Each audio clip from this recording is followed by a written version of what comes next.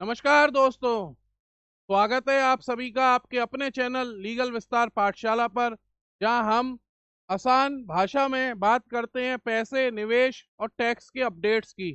दोस्तों, अभी कुछ समय पहले मैंने एसआईपी और एसआईएफ के ऊपर एक शॉर्ट वीडियो डाला था, जिसमें मैंने ये बताया था कि इन दोनों में से कौन सा विकल्प बेहतर हो सकता है अपनी वेल्थ को बढ़ाने के लिए। तो आज मैं आपको एसआईपी और एसआईएफ के ऊपर एक डिटेल्ड वीडियो बताने जा रहा हूं, जिसमें हम समझते हैं कि एसआईपी या एसआईएफ क्या है बेहतर विकल्प और क्या करके हम अपने पैसे को या अपनी वेल्थ को जल्दी से जल्दी बढ़ा सकते हैं। तो आइए चलते हैं वीडियो की तरफ। आज का टॉपिक है एसआईपी और एसआईएफ में क्या फर्क है। मैं ये मानता हूं कि आपने एसआईपी के बारे में तो बहुत सुना होगा, मगर एसआईएफ आपके लिए नया शब्द हो सकता है। तो चलिए जानते हैं इन दोनों में क्या फर्क है, कौन सा विकल्प आपके लिए बेहतर हो सकता है और कौन सी रणनीति अपनाकर आप बेहतर रिटर्न पा सकते हैं। तो चलते हैं वीडियो की तरफ। सबसे पहले एसआईपी। एसआईपी क्या होता है? Systematic investment plan. सिप क्या है? एसआईपी क्या है? यह एक ऐसा तरीका है जहां आप हर महीने एक तय राशि म्यूचुअल फंड में निवेश करते हैं।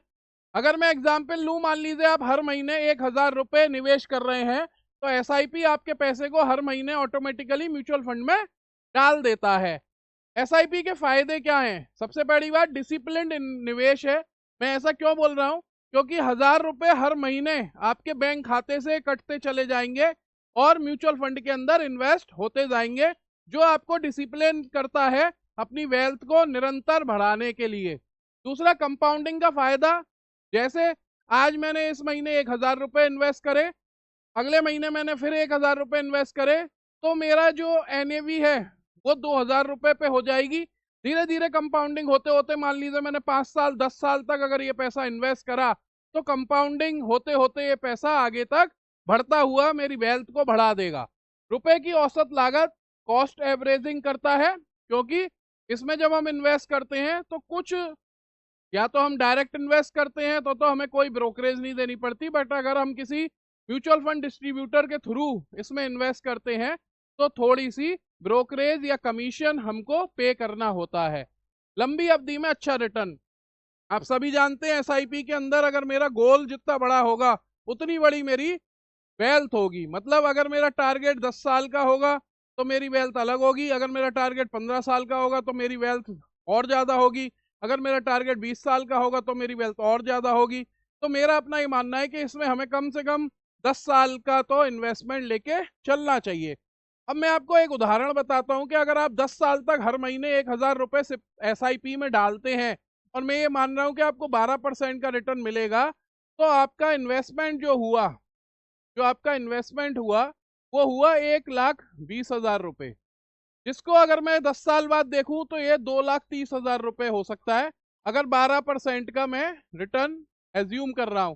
अगर ये रिटर्न 15% या 20% का हुआ तो ये रिटर्न आपका और भी ज्यादा होगा। तो आप समझ सकते हैं कि एसआईपी में कंपाउंडिंग का क्या जादू है या क्या बेनिफिट है। तो एसआईपी क्या है, उसके क्या फायदे हैं, मैंने आपको बताया। अब चलते हैं आगे।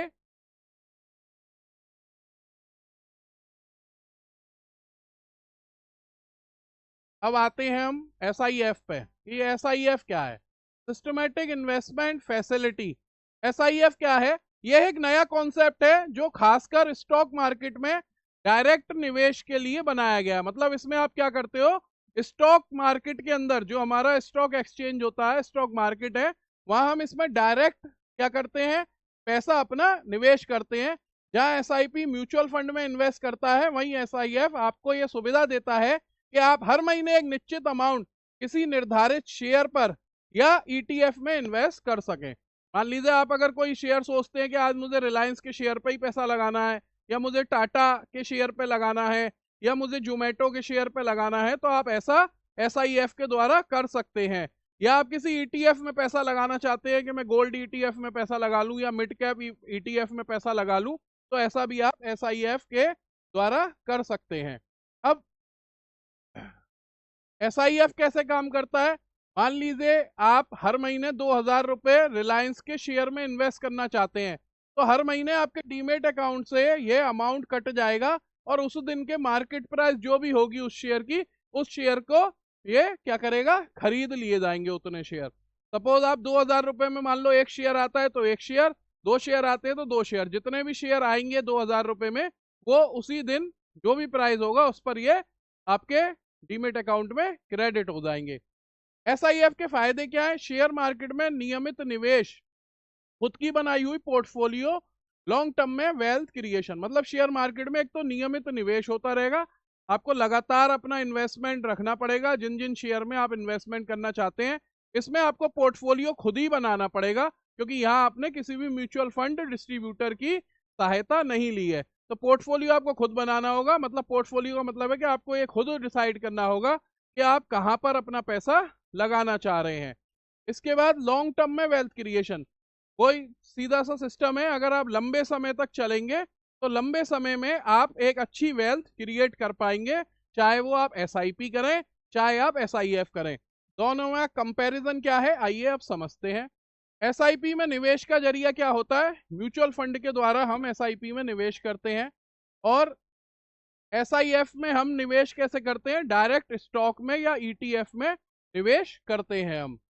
नियंत्रण, मतलब इसमें नियंत्रण SIP में तो फंड मैनेजर, क्योंकि जब आप म्यूचुअल फंड में इन्वेस्ट करते हैं तो किसी ना किसी म्यूचुअल फंड कंपनी के द्वारा ही करते हैं, तो वहां पर तो नियंत्रण किसका होता है? फंड मैनेजर करता है। बट यहाँ पर आपके इन्वेस्टमेंट को कौन करेगा? आपको खुद निर्णय लेने पड़ेंगे कि मुझे किस स्टॉक में पैसा इन्वेस्ट करना है, कितना पैसा इन्वेस्ट करना है, कितने समय के लिए करना है, या किस ETF में मुझे अपना पैसा करना है। यहाँ जोखिम कम है, रिस्क मतलब कम है, क्योंकि यहाँ पर एक म्यूचुअल फंड एडवाइजर है आपको संभालने के लिए, जो आपके पोर्टफोलियो को आपकी नीड के अकॉर्डिंग या आपके गोल के अकॉर्डिंग नियमित रूप से निवेश करता है।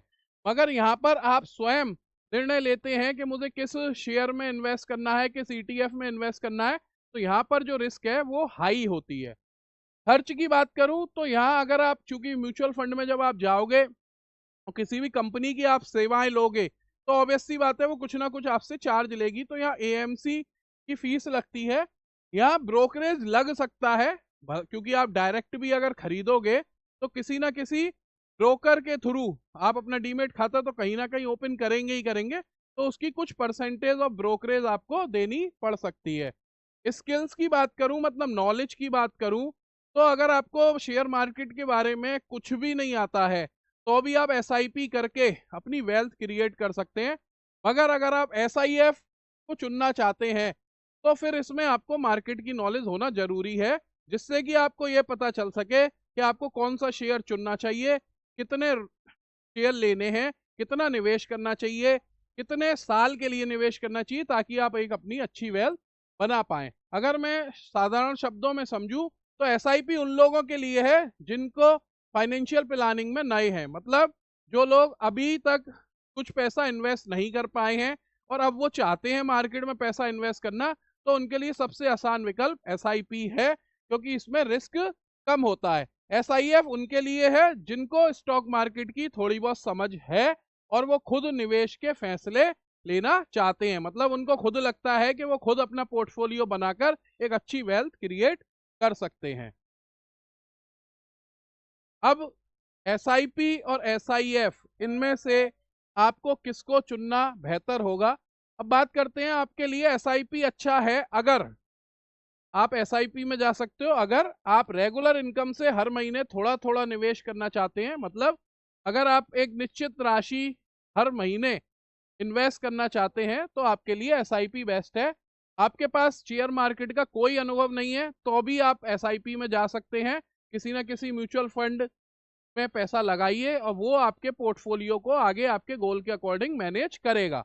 आप लंबी अवधि में रिस्क कम लेकर रिटर्न पाना चाहते हैं, अगर आप कम समय में कम रिस्क के संग वेल्थ क्रिएट करना चाहते हैं तो SIP से बढ़िया विकल्प आपको नहीं मिल सकता। अब बात करते हैं कि अगर आप SIF कब आपके लिए अच्छा होगा। अगर आप कुछ खास कंपनियों में विश्वास करते हैं, बहुत सारे लोगों की सोच होती है कि कुछ ब्लू चिप कंपनीज हैं जो कि मार्केट में पिछले मैं बात करूं तो पिछले 3-4 डिकेड से अपने रिजल्ट अच्छे दिखाती जा रही हैं, या कुछ मैं कहूंगा कि नवरत्न कंपनियां हैं इंडिया में जो हमेशा एक अच्छा परफॉर्मेंस देती हैं मार्केट में। तो अगर मुझे समझ है ऐसी कुछ कंपनियों की और मुझे उन पर विश्वास है कि अगर मैं अपना पैसा इन कंपनियों में इन्वेस्ट करूंगा तो ये मेरा पैसा समय के संग बढ़ जाएगा। आप लॉन्ग टर्म में शेयर होल्डिंग से लाभ कमाना चाहते हैं, अगर आप लंबे समय में शेयर होल्डिंग लेके, क्योंकि इसमें क्या होता है, वहाँ तो म्यूचुअल फंड एसआईपी में क्या होता है, म्यूचुअल फंड की यूनिट्स आप परचेज करते हो, बट एसआईएफ में आप डायरेक्ट शेयर परचेज करते हो। तो इसमें आप क्या सोच रहे हो कि लॉन्ग टर्म में आपको जो पैसा मिलेगा वो कैसे मिलेगा, शेयर्स की होल्डिंग लेकर।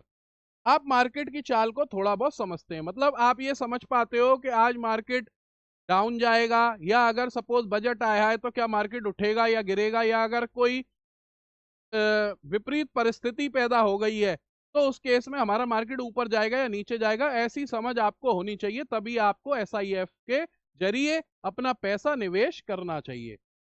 इसके बाद निष्कर्ष, मतलब क्या आखिर में क्या डिसीजन मुझे लेना चाहिए और मेरा कॉल टू एक्शन क्या होना चाहिए, मतलब मेरा अगला कदम क्या होना चाहिए। तो दोस्तों, एसआईपी और एसआईएफ दोनों ही स्मार्ट निवेश के तरीके हैं। जैसा कि आप समझ रहे हैं आज के समय में दो ही तरीकों से हम इन्वेस्टमेंट कर सकते हैं, तो एसआईपी के द्वारा मार्केट में म्यूचुअल फंड कंपनीज के द्वारा जा सकते हैं, या एसआईएफ के द्वारा डायरेक्ट स्टॉक मार्केट में हम निवेश कर सकते हैं। फर्क बस इतना है कि एसआईपी में फंड मैनेजर आपके पैसे को संभालते हैं और एसआईएफ में आप स्वयं अपने पैसे को इन्वेस्ट करते हैं। ये एक सबसे बड़ा जो है अंतर है, और इससे ही हमारी रिस्क भी कम ज़्यादा होती है, क्योंकि जब कोई फंड मैनेजर है जिसको ऑलरेडी मार्केट की नॉलेज है, वो अगर हमारा पैसा लगाएगा तो वो रिस्क समझते हुए लगाएगा, और अगर हम खुद पैसा लगाएंगे तो हो सकता है हम कई बार कम समझ के कारण गलती कर जाएं और कहीं ना कहीं ज़्यादा रिस्क उठाने के चक्कर में, ज़्यादा रिटर्न के चक्कर में हम इन्वेस्टमेंट उतना ना कर पाएं या अपनी वेल्थ उतनी नहीं क्रिएट कर पाएं जितनी हम करना चाहते थे। अब सीधी सी बात है, अगर आप मार्केट में नए हैं, बिल्कुल आपको नॉलेज नहीं है, फिर भी आप इन्वेस्टमेंट करना चाहते हैं एक निश्चित राशि के संग, तो आपको हमेशा एसआईपी को चुनना चाहिए। और जैसे जैसे आपको लगता है कि अब मेरी समझ मार्केट के अंदर होती जा रही है, मुझे ये पता चलता जा रहा है कि मार्केट कब बढ़ेगा कब गिरेगा, किस शेयर में पैसा लगाना है किस शेयर में नहीं लगाना है, तब फिर आपको एसआईएफ के तरफ बढ़ जाना चाहिए। अगर आपको ये वीडियो जानकारीपूर्ण लगा हो तो लाइक जरूर कीजिए, कमेंट करके बताइए कि आप सिप करते हैं या एसआईएफ करने की सोच रहे हैं। और ऐसे ही आसान फाइनेंस वीडियो के लिए हमारे चैनल लीगल विस्तार पाठशाला को आज ही सब्सक्राइब करना ना भूलें। धन्यवाद, मिलते हैं अगले वीडियो में। तब तक के लिए समझदारी से निवेश करिए और सुरक्षित रहिए।